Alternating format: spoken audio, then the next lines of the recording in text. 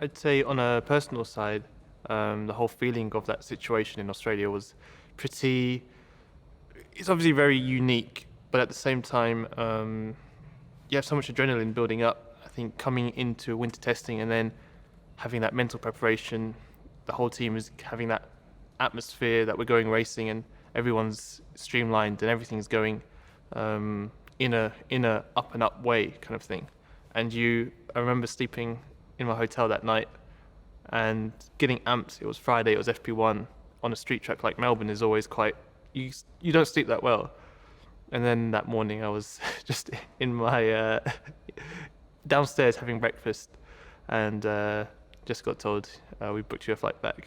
So it's very strange and it kind of resets you and you feel like what's my purpose kind of thing. And you go back and it was a reset and we just were waiting until we got this date, which is now in Austria. Coming back to the UK, the first thing was really just making sure. I think as a team we were very cautious with just the situation. We obviously had a couple of outbreaks inside of the paddock, and I think that was the first thing as a team was safety first. So we all isolated really, and there isn't much you can do. It was very much stay at home. With the first thing I did was speak to the guys at the factory to collect some gym equipment because I had none at home, and just have everything ready so I could top up. But without having a date, you were kind of just living day by day, not having so much of a focus. And to keep the motivation was not easy actually. You were just kind of waiting for news and speaking with Christian, just getting texts, the updates of what was happening. But that was about it.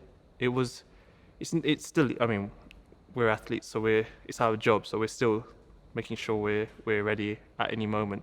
But it was just a weird situation, especially because I don't remember the last time I've spent this long in a. I haven't spent this long away from a racing seat until I first started, which was 7. I've missed just the feeling of the speed, being in the car, kind of that process of arriving to the track and perfecting on a lap and pushing it to the limits. It feels very strange to be at home and not having that sense of speed. Doing the filming day the other day was just a highlight of that, where I was a bit like, my God, this thing's so fast. And you kind of just think, it feels so good to be back in it. The dynamic is more or less very similar on that first race weekend. So the first race weekend, you would treat it like another one. Procedural FP1, FP2, FP3 would always be the same. Where it changes most probably is on that second weekend, because you've got a perfect opportunity to directly compare to your first weekend. Try some things which it's very risky to try during a normal race weekend because it's a new track and everything's changed. Now you've got the same circuit, pretty much the same weather, and you can try things. So I'm sure every team's going to treat the second weekend with a bit more risk and try some things out, because you know if it's not going to work out, you can always just go back to your first weekend car. If the people in the fastest by a good chunk, it's always hard to get that lap time back. But saying that, yeah, there's a good chance there's going to be differences, and that's where I think the top teams, like ourselves, will have to go through that data, be careful with our feedback as drivers, to maximise and focus on the areas we need to improve on after that first race. Just because there's an unknown kind of feeling of even how many races we're going to do, what circuits we're going to go to, there's not a change in our job, and that's really just to maximise every weekend. That's all there is to it. Being back to back, we will have less time to prepare, not like a normal weekend where we will do some sim and things like that. And of course there'll be tracks we've never been to, but I think that's a good opportunity. I think the good teams will be quite flexible. Same with the drivers. being on top of it and understanding the car and the tracks as quick as possible. And I think that's an area where as a team, I believe we'll be pretty successful at. Just looking historically at how Red Bull are good at kind of interpreting and getting on up to speed quickly, yeah, should be good. I think there's definitely an element to it. The first two races, not too much. Austria is quite an easy circuit with few corners and yeah, quite a lot of breathing time in between with the long straights. Once we get to Hungary, that will quickly change. And normally we'll arrive to Hungary with however many rounds we've done. And so by the time you're in Hungary, it's all kind of easy flowing. As you said, there's 3 weeks, so we won't have much rest.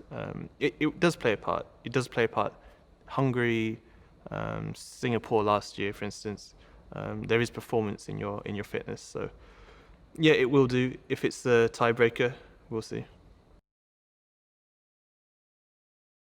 When you take away everything from Barcelona already from winter testing is quite inconclusive. You don't know where the teams are, but everyone has a fairly good understanding where everyone is at. Adding another 4 months on top of that, it really jumbles up everything. There has obviously been a summer shutdown, that factory shutdown, which means that teams really haven't had too much time to play with it. I feel good. I feel there's so much time that I think with any driver, there's going to be that level of uncertainty as to what's going to happen. I'm glad I did the filming day to get that initial dust off my shoulders. But I'm excited. I think we've all been waiting for this. There's been a long drought. As we said, we're all doing this because we love it, and we've missed it. So can't wait to get started. With such few corners, it is hard to maximize your car in terms of making a difference. So qualifying is generally pretty close, but at the same time, it really doesn't define what happens in the race. We've seen it last 2 years with Max. A good car can really save the tyres there. Temperatures are normally really hot as well. So I'm sure it won't be any different. The main thing is just to wait and see. I think coming from winter testing, we've had a good car. And I'm sure even from the filming day we did, everything feels pretty good. So we'll see.